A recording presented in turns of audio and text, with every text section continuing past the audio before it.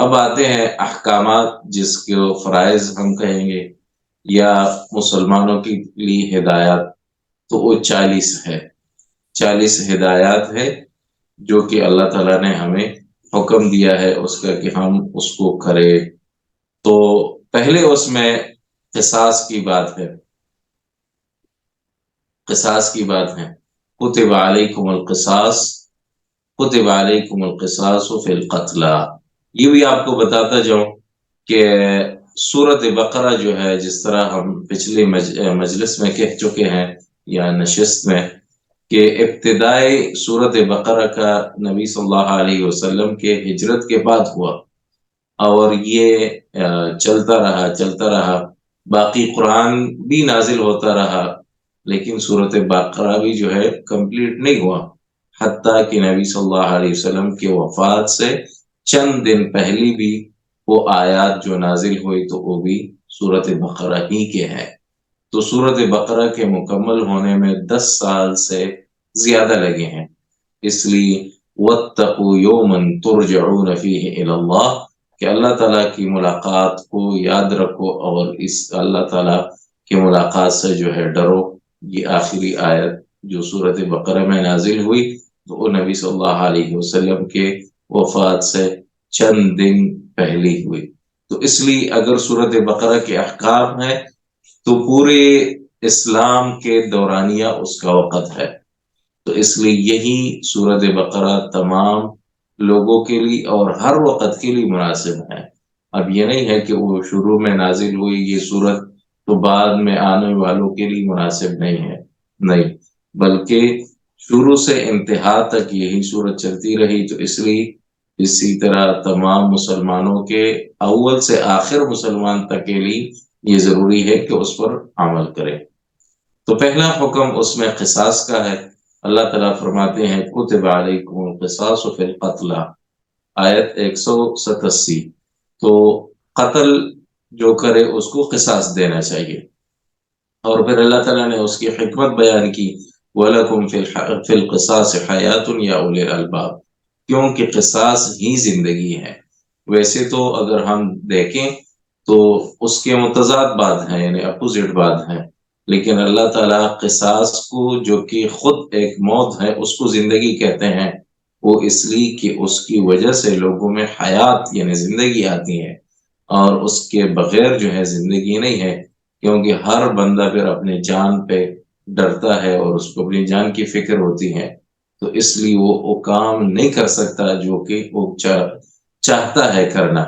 لیکن جب قصاص ہوگی اور لوگ اپنے جان میں محفوظ رہیں گے اور اس کو کوئی خوف خطرہ نہیں ہوگا، تو تب صحیح زندگی لوگوں کی جو ہے وہ چلتی رہے گی اور ان کو صحیح زندگی نصیب ہوگی، اس لیے اللہ تعالیٰ نے اس کو زندگی کہا ہے۔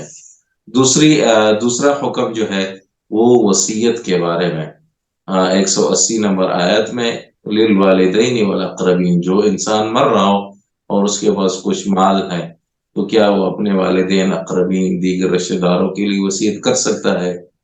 اگرچہ اکثر علماء کے ہاں یہ آیت منسوخ ہے، کیونکہ اللہ تعالیٰ نے بعد میں وراثت کے احکام بیان کی ہے، لیکن اس صورت میں موجود ہے۔ تیسرا حکم وہ روزوں کے بارے میں ہے۔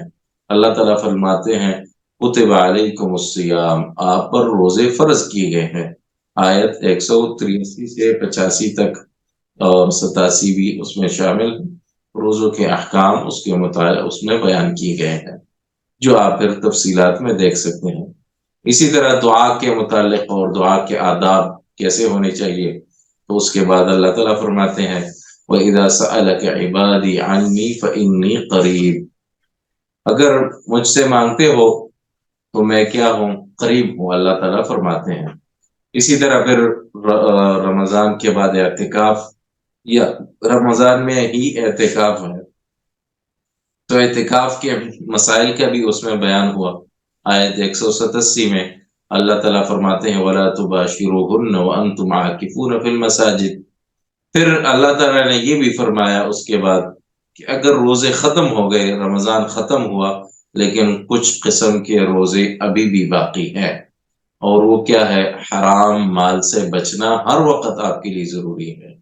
تو اس لیے رمضان کے مسائل کے بعد جو ہے آیت 188 میں اللہ تعالیٰ نے فرمایا وَلَا تَأْكُلُوا أَمْوَالَكُمْ بَيْنَكُمْ بِالْبَاطِلِ، باطل طریقوں سے اپنے آپس میں ایک دوسرے کا مال نہ کھانا۔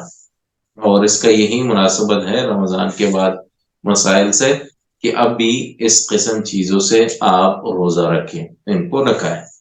اسی طرح 7ویں نمبر پہ اللہ تعالیٰ نے قتال فی سبیل اللہ کا حکم دیا، وقاتلوا فی سبیل اللہ، آیت 188 میں۔ اور اگلی پھر آیت میں پھر 195 میں اللہ تعالیٰ نے فرمایا کہ جو ہے ہر زیادتی اور ظلم کا بدلہ بالمثل ہے، جس طرح آپ کے ساتھ دشمن یعنی کافر کرے تو اسی طرح آپ ان کے ساتھ کر سکتے ہیں۔ تو اس لیے اللہ نے فرمایا الشہر الحرام بالشہر الحرام والحرمات قصاص فمن اعتدى علیکم فاعتدوا علیہ بمثل ما اعتدى علیکم، تو جس طرح آپ کے ساتھ کرے تو اسی طرح آپ ان کے ساتھ کر سکتے ہیں، یہ اور حکم ہے۔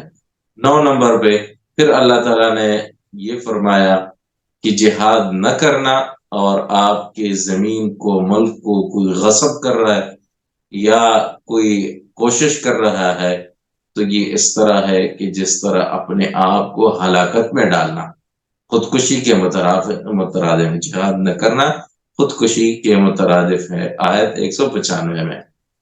اسی طرح پھر اللہ تعالیٰ نے 196 سے 200 تک عمرہ اور حج کے احکام بیان کی۔ اللہ تعالیٰ فرماتے ہیں وَأَتِمُّوا الْحَجَّ وَالْعُمْرَةَ لِلَّهِ، حج اور عمرہ کو اللہ ہی کے لیے مکمل کرو۔ پھر اس کے بعد اللہ تعالیٰ نے فرمایا کہ جہاد جو ہے اس امت پر فرض ہے، یہ کوئی ویسی سنت اور مستحب کام نہیں ہے بلکہ فرض ہے۔ 216 نمبر آیت میں اللہ تعالیٰ نے فرمایا کتب علیکم القتال وہو کرہ لکم، یہ فرض ہے، چاہے آپ کو پسند ہو یا نہ ہو، لیکن قتال فی سبیل اللہ فرض ہے۔ پھر اس کے بعد اللہ نے یہ بھی بتایا کہ اگر اشہر الحرم میں جھگڑا کرنے کی ضرورت ہو تاکہ دعوت اللہ جاری رہے تو اشہر الحرم میں بھی آپ لڑائی اور جھگڑا کر سکتے ہیں۔ اس لیے اللہ تعالیٰ نے فرمایا یسألونک عن الشہر الحرام قتال فیہ قل قتال فیہ کبیر۔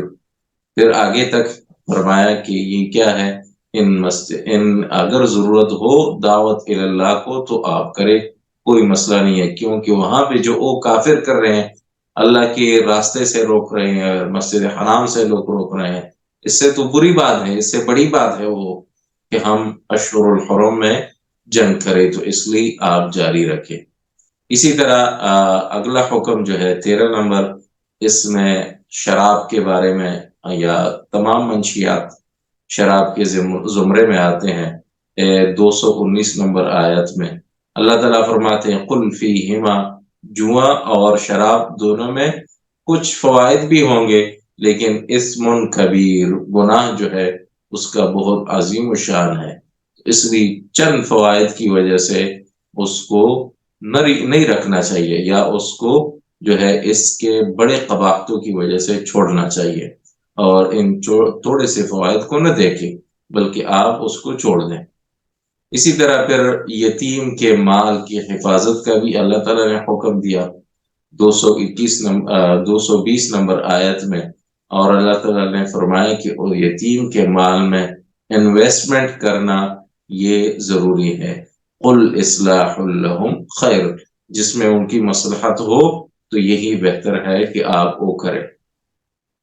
اسی طرح اللہ تعالیٰ نے فیملی کے مسائل میں پھر یہ بھی بتایا 221 نمبر آیت میں کہ مشرکات، جو وہ خواتین جو کہ مشرک ہیں ان سے نکاح نہ کرو، وَلَا تَنْكِحُوا الْمُشْرِكَاتِ حَتَّى يُؤْمِنَّ، اور اسی طرح حیض کی حالت میں مجامات بھی نہیں کرو 222 نمبر آیت میں فَاعْتَزِلُوا النِّسَاءَ فِي الْمَحِيضِ۔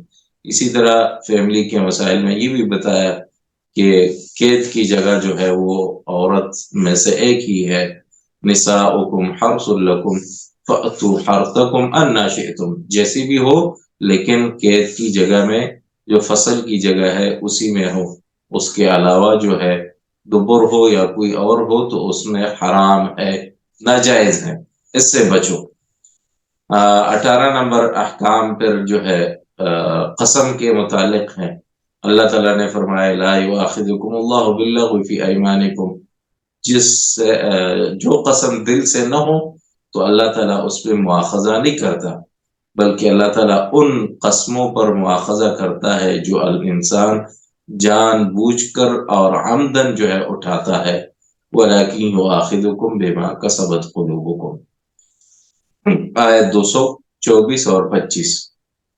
اسی طرح فیملی کے مسائل میں سے اللہ تعالیٰ نے ایلا کا مسئلہ جو ہے اس کی وضاحت کی۔ ایلا یہ ہے کہ جب کوئی شوہر کا قسم کھائے کہ واللہ مثلا میں اپنی بیوی کے قریب نہیں جاؤں گا، تو اللہ تعالیٰ نے فرمایا للذین یؤلون من نسائہم تربص 4 اشہر، تو ان کو 4 مہینے تک انتظار کرنا چاہیے۔ 4 مہینے سے پہلے عورت جو ہے کسی چیز کا مطالبہ نہ کرے۔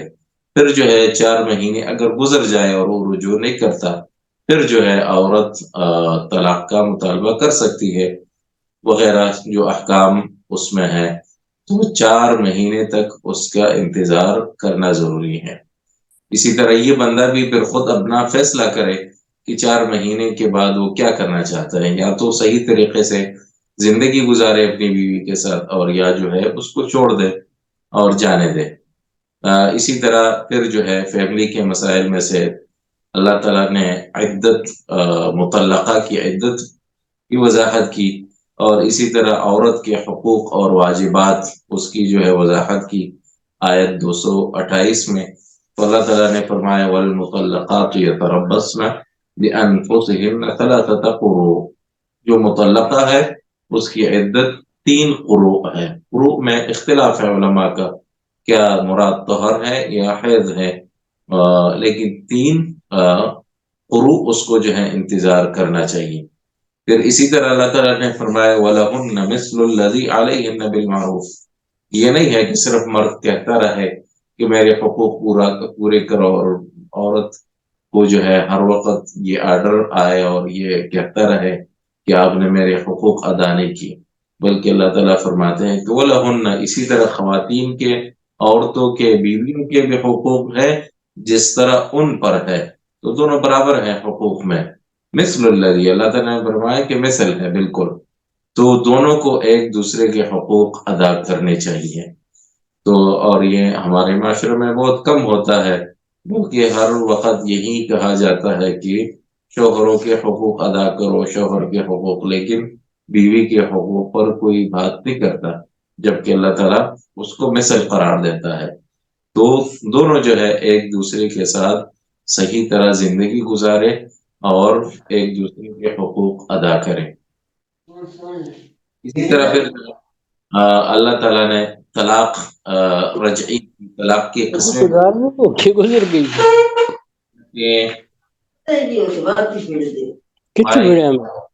ہم آپ کو بند کر لیتے ہیں۔ الطلاق مرتان، اللہ تعالیٰ فرماتے ہیں کہ الطلاق مرتان، جو طلاق رجعی ہے جس میں انسان واپس رجوع کر سکتا ہے، تو وہ 2 طلاقیں ہیں،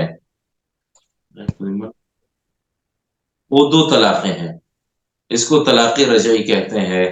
اور پھر جو ہے طلاق بائن، جو کہ تیسری طلاق ہے کہ جس کے بعد انسان دوبارہ اسی عورت سے شادی نہیں کر سکتا۔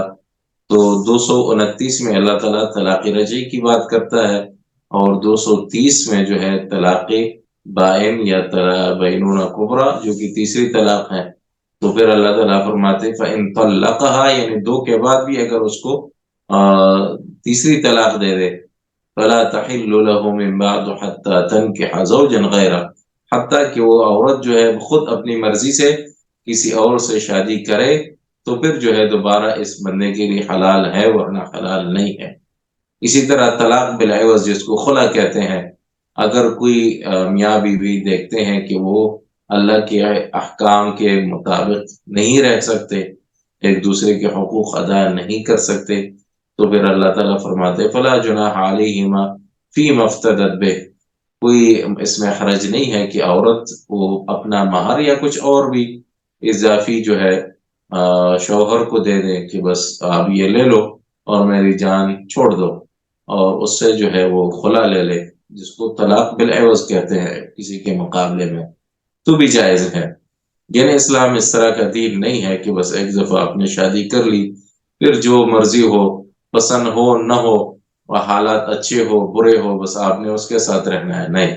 اللہ تعالیٰ ہر انسان کے لیے خوشی کی زندگی چاہتا ہے، تو اس لیے طلاق کے معاملات اللہ تعالیٰ نے جائز قرار دی ہے، تاکہ اگر ایک بندہ ایک بندی کے ساتھ جو ہے وہ خوش نہیں ہے تو وہ طلاق بھی دے سکتا ہے، اور ہر کوئی اپنے لیے دوسرا بھی ڈھونڈ سکتا ہے، کیونکہ یہ ایک ایگریمنٹ ہے، شادی ایک ایگریمنٹ ہے۔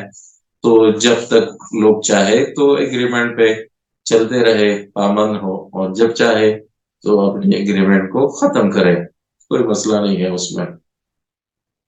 اسی طرح اللہ تعالیٰ نے شوہر کو یہ بھی بتایا کہ اپنے بیوی کو تنگ نہ کرو بیجا، تو اللہ تعالیٰ فرماتے ہیں وَلَا تُمْسِكُوهُنَّ ضِرَارًا لِتَعْتَدُوا، کچھ شوہر جو ہے بیوی میں رغبت نہیں رکھتے، اس کو پسند نہیں ہے، اس کے ساتھ رہنا نہیں چاہتا، لیکن پھر بھی بیوی کو نقصان دینے کے لیے یا کچھ اور مسائل جو اس کے ذہن میں ہوں گے، پھر بھی بیوی کو رکھتا ہے، تو اللہ تعالیٰ فرماتے ہیں کہ اس طرح کی شادی نہ کرو کہ آپ مجبور یا آپ کا دل نہیں ہے اور پھر بھی آپ اسی بیوی کے ساتھ رہتے ہیں۔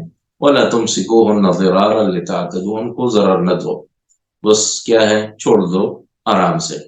اسی طرح اللہ تعالیٰ نے عورت کے سربراہ کو بھی منع کیا کہ اگر عورت خود بخود جو ہے پسند کی شادی چاہتی ہیں یا اس بندے سے جس سے پہلے طلاق لیا ہے اس سے دوبارہ شادی کرنا چاہتی ہیں، تو تب بھی جو ہے آپ ان کو منع نہ کریں، بلکہ ان کو شادی کا موقع دے۔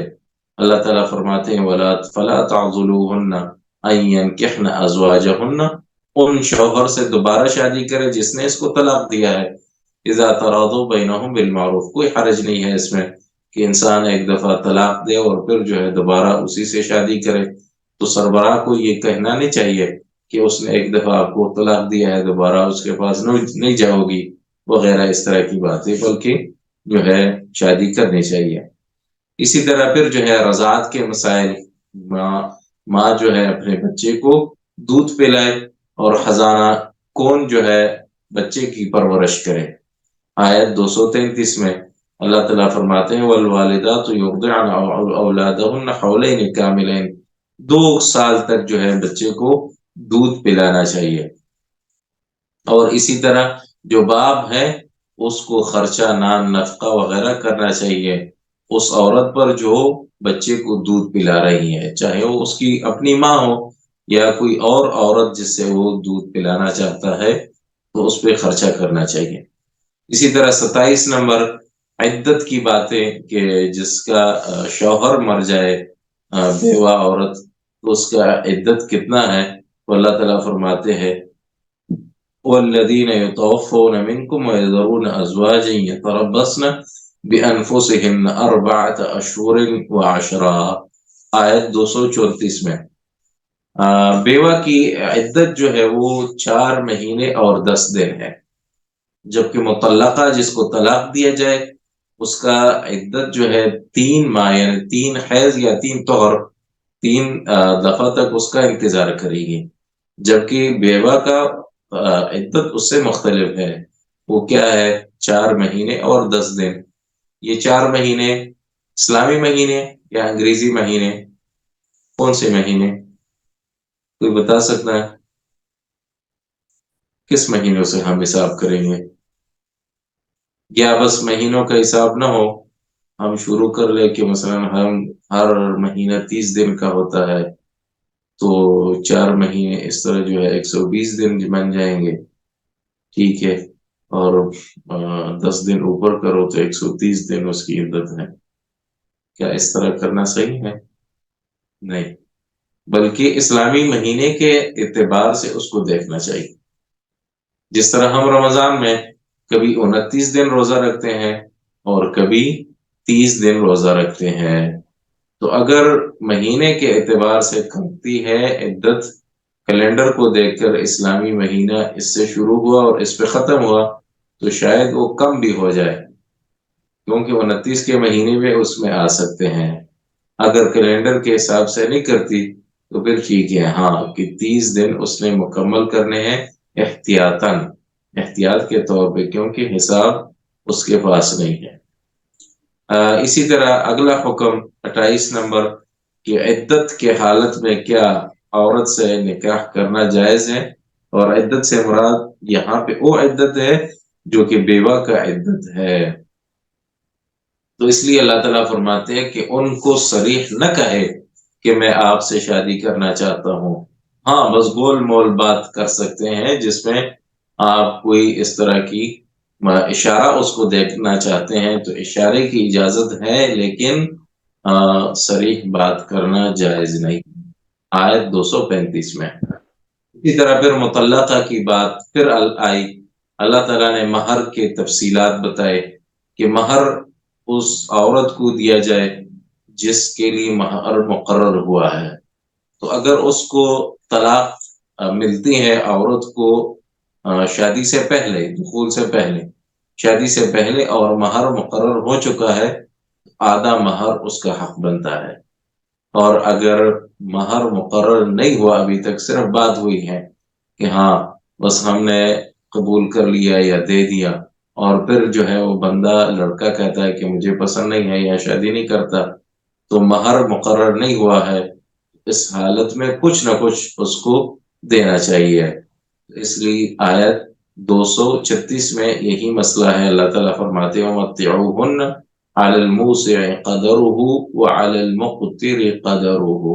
متع سے مراد یہاں پہ یہی ہے کہ کچھ ان کو دے دو تاکہ جو دل آزاری ہوئی ہے اس سے جو ہے خاطر خواہ، یعنی اس کا دل جو ہے کچھ خوش ہو جائے۔ اور اگر مہر مقرر ہو چکا ہے تو 237 میں اللہ تعالیٰ فرماتے ہیں وَإِن طَلَّقْتُمُوهُنَّ مِن قَبْلِ أَن تَمَسُّوهُنَّ وَقَدْ فَرَضْتُمْ لَهُنَّ فَرِيضَةً فَنِصْفُ مَا فَرَضْتُمْ إِلَّا أَن يَعْفُونَ۔ اگر عورت خود معاف کرے تو پھر الگ بات ہے، یا شوہر کہے کہ چلے پورا لے لو تو پھر بھی کوئی بات ہے۔ اسی طرح وہ عورت جس کا شوہر مر جائے یعنی بیوہ ہے، کیا اس کے لیے کوئی اپنے میراث میں سے زیادہ کچھ حصہ مل سکتا ہے اسی متع کے کیٹیگری میں، زمرے میں، یا نہیں مل سکتا؟ آیت میں اختلاف ہے، کیا منسوخ ہے یا نہیں منسوخ۔ 240 نمبر آیات میں اللہ تعالیٰ فرماتے والذین یتوفون منکم ویذرون ازواجا وصیۃ لازواجہم متاعا الی الحول غیر اخراج، کہ 1 سال تک جو ہے اس کو کچھ نہ کچھ ملتا رہے۔ ہم پہلے بھی کہہ چکے تھے کہ یہ اس گھر وغیرہ کے بارے میں ہے کہ ورثہ اس کو تقسیم نہ کرے، نہ لے، بلکہ 1 سال تک انتظار کرے۔ اسی طرح پھر جو ہے 32 نمبر حکم اللہ تعالیٰ نے تمام مطلقات کے لیے کہا کہ وَلِلْمُطَلَّقَاتِ مَتَاعٌ بِالْمَعْرُوفِ، جو بھی ہو اس میں سے مطلقات، تو یہ کیا ہے، ان کو کچھ نہ کچھ دینا چاہیے۔ چونکہ طلاق اور شادی، اس طرح میں نے پہلے کہا، یہ کوئی ایگریمنٹ ہے اور اس کو لوگ ختم کرتے ہیں، اور پھر یہ ایگریمنٹ رکھنا یعنی یا نہ رکھنا، اس لیے اس کے بعد اللہ تعالیٰ نے یہ بھی فرمایا کہ اس کے بعد ایک اور کڑی ہے، ایک سلسلہ ہے، ایک چیز ہے جس کو آپ نے ہر حالت میں مضبوط رکھنا ہے اور اس کو پکڑنا ہے۔ یہ مسائل تو آپ کی مرضی ہے، ٹھیک ہے، اس کو مضبوط رکھتے ہیں نہیں رکھتے، لیکن ایک اور مسئلہ ہے جس کو آپ نے بالکل مضبوطی سے تامنا ہے، اس لیے اس کو العروہ الوثقی اللہ تعالیٰ نے نام دیا۔ 256 نمبر آیت میں فَمَنِ اسْتَمْسَكَ بِالْعُرْوَةِ الْوُثْقَىٰ لَا انفِصَامَ لَهَا، جو دین اور اسلام ہے، اللہ تعالیٰ کہتے ہیں کہ لا اکراہ فی الدین، لیکن اسلام کو مضبوط رکھو، جو بھی مسلمان ہو جائے۔ اسلام میں آنا جو ہے وہ مرضی سے ہے، لیکن پھر واپس جانے کی اس میں کوئی گنجائش نہیں ہے، تو پھر آپ نے اسی رسی کو جو ہے مضبوط تھامنا ہے جو کہ اسلام کی ہے۔ پھر اسی طرح اللہ تعالیٰ نے نفقہ یعنی انفاق فی سبیل اللہ کی بات کی کہ اللہ کی راہ میں خرچ کرو، لیکن ان چیزوں سے بھی بچو جو کہ آپ کے اس ثواب کو برباد اور ختم کرتی ہیں۔ وہ کیا ہے؟ ریاکاری ہے، اور اسی طرح وہ ریاکاری ہے اور جتلانا کہ میں نے آپ کو دیا ہے، یا اذیت تکلیف دینا اس بندے کو جس کو صدقہ خیرات دیا جائے۔ اسی طرح احکام نظر اللہ تعالیٰ نے فرمائے اس میں کہ کیونکہ یہ بھی خرچے میں سے کچھ ایک حصہ ہے یا ایک قسم ہے۔ 270 نمبر میں اللہ تعالیٰ فرماتے ہیں وما انفقتم من نفقۃ او نذرتم من نذر فإن اللہ یعلم۔ تو نظر کو بھی جو ہے پورا کرنا چاہیے، کیونکہ اللہ تعالیٰ دیکھ رہا ہے، اللہ تعالیٰ کو پتہ ہے۔ پھر اس کے بعد اللہ تعالیٰ نے ربا، سود کے مسائل پر روشنی ڈالی اور فرمایا کہ وہ بندہ جو سود کھاتا ہے اس کی مثال ایسے ہے، اور آخرت میں یہ بندہ ایسے اٹھے گا جس طرح کہ کسی بندے پر جن بیٹھتے ہیں۔ تو جس بندے پر جن بیٹھتے ہیں وہ کیا ہوتا ہے؟ بالکل متذبذب اور اپنے کنٹرول میں نہیں ہوتا، پاگل ہوتا ہے، بس آسان الفاظ میں کہ یہ کیا ہے؟ پاگل ہے۔ اسی طرح یہ بندہ جو سود کھاتا ہے آخرت میں بھی ایسا ہی اٹھے گا جس طرح یہ پاگل ہے، جس کو کوئی پتہ نہیں ہے کہ کس طرف میں جاؤں۔ اور اس آیت سے علماء نے یہ بھی استدلال کیا ہے کہ انسان پر جن بیٹھ سکتے ہیں، کیونکہ اللہ تعالیٰ نے مثال یہی دی ہے۔ اگر انسان پر جن نہیں بیٹھ سکتے تو کیوں پھر اللہ تعالیٰ نے اس کی مثال دی ہے؟ اللہ نے فرمایا الذین یأکلون الربا لا يقومون الا كما يقوم الذی یتخبطہ الشیطان من المس، جس کو شیطان نے مس کیا ہے۔ اسی طرح پھر اللہ تعالیٰ نے دین، قرضے کے مسائل پر روشنی ڈالی، فرمایا کہ اذا تداینتم بدین الی اجل مسمى فاکتبوہ، اگر آپ ایک دوسرے سے قرضہ لیتے ہیں تو اس کو لکھیں، لکھو، یہ کیا ہے؟ فرض ہے۔ تو آیت 282 نمبر میں، مگر ہاں اس حالت میں نہ لکھیں اگر آپ بزنس میں ہیں، ایک دکاندار دوسرے کو کہتا ہے کہ چینج دو، کہتا ہے کہ نہیں ہے چلے 10 روپے 50 روپے قرضہ دو تو کوئی حرج نہیں ہے، کیونکہ وہ بندہ بھی پھر اس سے تھوڑی دیر بعد مانگتا ہے کہ چلے مجھے بھی اب اتنا چاہیے۔ تو یہ آپس میں بزنس کر رہے ہیں اور ایک دوسرے سے تھوڑا تھوڑا قرضہ لے رہے ہیں تاکہ ان کا کام چلتا رہے۔ اس حالت میں لکھنا ضروری نہیں ہے، آیت 282 میں۔ اسی طرح اگر لکھنا مشکل ہو جائے تو وہ قرضہ لینے والا جو ہے اس قرضہ دینے والے کے پاس کوئی چیز رکھتے تاکہ جب وہ قرضہ ادا کرے تو وہ اس چیز کو واپس لے لے گا۔ اسی طرح اللہ تعالیٰ نے شہادت گواہی کو چھپانے سے منع کیا اور فرمایا وَلَا تَكْتُمُوا الشَّهَادَةَ، کوئی بھی گواہی آپ کے پاس ہے کسی معاملے میں تو آپ اس کو نہ چھپائے، آیت 283 میں۔ اسی طرح یہ 40 احکامات پورے ہو گئے، 40 احکامات یہاں پر میں نے بیان کر لیے۔ اسی طرح اب اس صورت میں جو ہے طالوت اور جالوت کی بات بھی آئی ہے، طالوت اور جالوت، اور ان لوگوں کی بھی کہ بنی اسرائیل میں سے کچھ لوگ تھے اور انہوں نے خواہش کا اظہار کیا کہ ہماری خواہش ہے کہ ہم اللہ کی راہ میں لڑیں اور جہاد فی سبیل اللہ کرے۔ پھر اللہ تعالیٰ نے ان پر فرض کیا، جب فرض ہوا تو پھر وہ اس سے پیچھے ہٹ گئے اور اس طرح جہاد انہوں نے نہیں کیا جس طرح اللہ تعالیٰ نے ان پر فرض کیا۔ وہ کون ہے؟ جالوت اور طالوت کے قصے میں ان کا ذکر ہے۔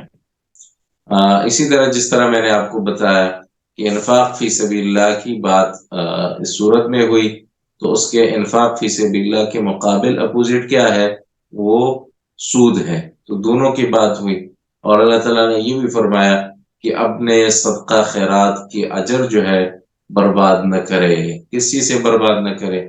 اللہ تعالیٰ فرماتے ہیں کہ اس بندے کی طرح نہ ہو جو کہ ریاکاری کی طرح خرچ کرتا ہے، اور نہ جو ہے اپنے صدقہ خیرات کو من، لا تبطلوا صدقاتکم بالمن والاذی، من کیا ہے یعنی جتلانا، پھر آپ کچھ وقت بعد کہتے ہیں اس کو کہ آپ کو میں نے فلاں دن کھانا کھلایا تھا، اور آپ کو میں نے فلاں وقت جو ہے کپڑے دیے تھے، آپ کو میں نے کسی وقت جو ہے وہ پیسے دیے تھے۔ تو جب بھی انسان اپنے احسان کا ذکر کرتا ہے اس کے سامنے، تو یہ کیا ہے؟ جتلانا ہے۔ اس سے عام جو ہے بالکل اس کا اجر خراب اور برباد ہو جاتا ہے، بلکہ باطل ہے۔ اسی طرح الازا، ازا کیا ہے؟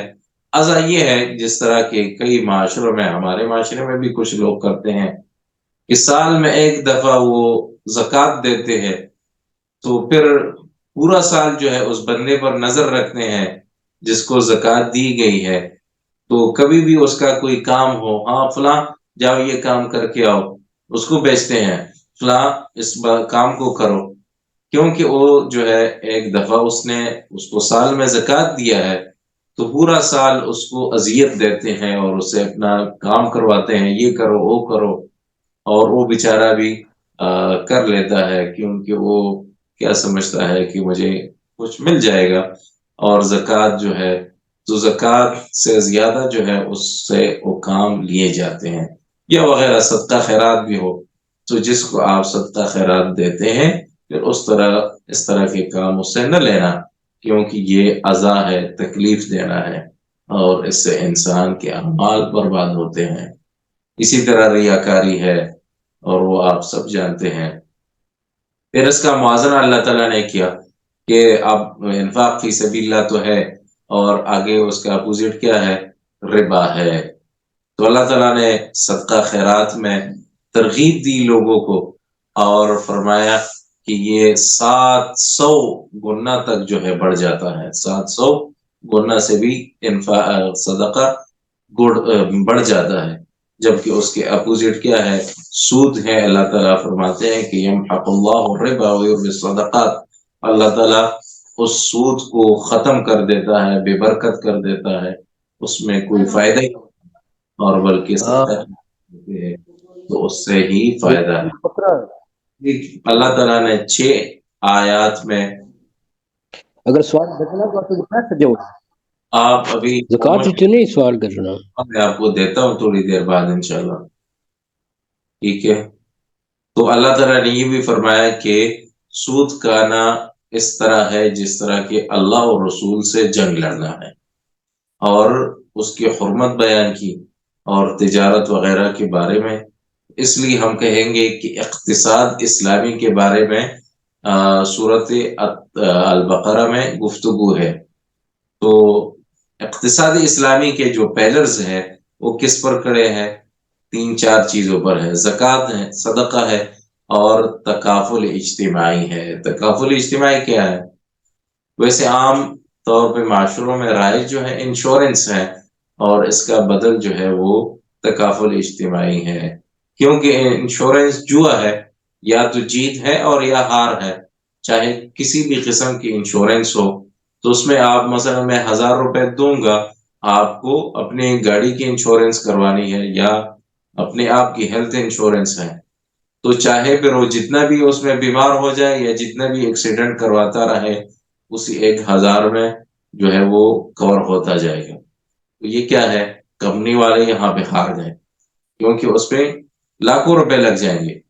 اور یا کیا ہے؟ تو یہ بندہ جیت گیا اور کمپنی والے ہار گئے، یا جو ہے یہ 1000 روپے دے دے گا اور وہ 1 روپیہ بھی وہاں پہ اس کے کام نہیں آئے گا، نہ اس کا کوئی ایکسیڈنٹ ہوا اور نہ کوئی بیماری آئی اس پر، تو اس موقع پہ یہ بندہ ہار گیا اور کمپنی والے جیت گئے۔ تو جب اس کے برعکس کیا ہے؟ تکافل اجتماعی ہے، کہ کچھ حصہ جو ہے بندے دے اور کچھ حصہ جو ہے گورنمنٹ دے، تو اس طرح پھر جو ہے کام چل جاتا ہے۔ تو اللہ تعالیٰ نے اس کے دونوں کی پہلو بتائے، اور آخر میں اللہ تعالیٰ نے یہ بتایا کہ وَاتَّقُوا يَوْمًا تُرْجَعُونَ فِيهِ إِلَى اللَّهِ، اللہ سے ڈرو، اور جتنے بھی معاملات ہیں ان سب کو صحیح رکھو، کیونکہ آپ سب نے اللہ تعالیٰ سے ملنا ہے۔ تو اقتصادی اسلامی جو کہ صدقہ، زکوٰۃ اور تکافل اجتماعی ہے، اس سے مشکلات جو ہمارے معاشرے میں ہیں، فقر ہے، فاقہ ہے اس کا خاتمہ ہوگا۔ اور اللہ تعالیٰ نے صرف یہ نہیں کہا کہ آپ جو ہے سود سے بچ جائے، بولے اس کے بدائل ہمیں بتائے جو کہ دین کے مسائل میں گزرے ہیں، اور وہ کیا ہے، مضاربہ ہے، مشارکہ ہے، مرابحہ وغیرہ۔ اس لیے ہمیں جو ہے اپنی روٹین طریقہ کار کو چینج کرنا چاہیے، نہ کہ ہم بینکوں کے بلڈنگ کو یا ان کے سسٹم لیپ ٹاپ کو اور فلاں فلاں چیزوں کو تبدیل کریں، بلکہ یہی چیزیں ہو، لیکن اپنے سیاغت جو ایگریمنٹ کرتے ہیں وہ اسلامی طریقہ کار کے مطابق ہو تو پھر جو ہے یہ صحیح ہو جائیں گے، ورنہ اسی طرح بے برکت جس طرح اللہ تعالیٰ نے فرمایا اس طرح رہیں گے۔ تو اس کے لیے یہ بھی ہے کہ لوگوں کے پاس صرف بینک نہ ہو بلکہ کام کے مواقع ہو، سٹورز ہو، یہ خرید رہا ہوں، یہ بیچ رہا ہوں، یہ آپ کو میں یہ دے رہا ہوں، صرف پیسے نہ ہو، کوئی اور چیز بھی ہو، اور چیزیں ان کے پاس پڑے رہے، تو پھر جو ہے اسلامی بینکاری پر ہم آ جائیں گے۔ یہاں پر پھر میں اپنی بات کو ختم کرتا ہوں، اور سورت کا اختتام ہوتا ہے ان 2 آیتوں پر جس کو نبی صلی اللہ علیہ وسلم نے کہا ہے کہ عرش کے خزانوں میں سے ایک خزانہ ہے، اور اس میں ایک ایسی شامل جامع دعا ہے جو کہ ہر مسلمان ہر وقت کرنا چاہیے، اور اس میں ارکان ایمان کی تفصیل بھی ہے کہ یہ ارکان ایمان کیا ہے۔ آمن الرسول بما انزل الیہ، وہ کیا ہے، اللہ تعالیٰ اور اللہ تعالیٰ پر ایمان رکھنا، اور ملائک پر، رسولوں پر، کتابوں پر، آخرت پر، اور تقدیر خیر وغیرہ پر، شر پر ایمان رکھنا۔ یہ سورۃ البقرہ کا اجمالی خلاصہ پیش کرنے کی میں نے کوشش کی۔ اللہ سے دعا ہے ہمیں اپنے کتاب میں صحیح سمجھ عطا فرمائے، اور اس پر عمل کی بھی ہمیں توفیق دے۔ اقول قولی هذا واستغفر الله لي ولكم ولسائر المسلمين